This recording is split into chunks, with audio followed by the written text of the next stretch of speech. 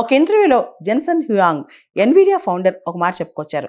Nvidia పెట్టిన కొత్తలో Nvidia దగ్గర అస్సలు డబ్బులు లేవంట. ఒక స్టేజ్లో కేవలం 30 రోజుల పాటు కంపెనీ రన్ చేయడానికి మాత్రమే డబ్బులు ఉన్నాయన్నమాట.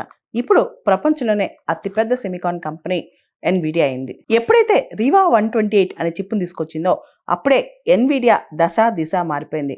ఎన్విడియాకి కంప్లీట్గా బ్రాండ్ నేమ్ వచ్చింది రివా 128 చిప్తోనే. ఆ తర్వాత ఎన్విడియా ఎక్కడా తిరిగి చూడలేదు. జీఫోర్స్ లైన్ అని చెప్పి మరొక చిప్ తయారు చేస్తుంది. దాంతో ఎన్విడియా దూసుకెళ్ళిపోయింది మార్కెట్లో. ఆర్టిఫిషియల్ ఇంటెలిజెన్స్ టెక్నాలజీకి జీపీయూస్ కావాలి, graphics processing units. Normal CPUs ఆ పని చేయలేవు. అంత కాంప్లెక్స్ టాస్క్ సిపియూస్ చేయలేవు అనమాట. జెన్సన్ హ్యూయాంగ్ ఇక్కడ ఒక మాట చెప్తారు.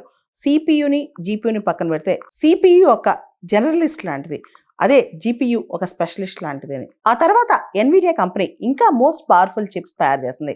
మనం చూస్తే ఓపెన్ ఏఐ ఏదైతే చాట్ జీపీటీని తయారు చేసిందో అది ఏఐలో, జనరేటివ్ ఏఐలో ప్రపంచాన్ని ఆల్మోస్ట్ నిర్దేశిస్తుంది. ఈ ఓపెన్ ఏఐ ఏదైతే సూపర్ కంప్యూటర్ వాడుతుందో అది ఎన్విడియా కంపెనీ తయారు చేసిన 10,000 జీపీయూస్తో రన్ అవుతుంది. అంటే ఇప్పుడు ఎవరైనా సరే జనరేటివ్ ఏఐ కానీ మోస్ట్ అడ్వాన్స్డ్ ఏఐ కంటెంట్ కానీ ఎన్విడియా వాళ్ళ జీపీయూస్, వాళ్ళ చిప్స్ మాత్రమే వాడాల్సిన పరిస్థితి.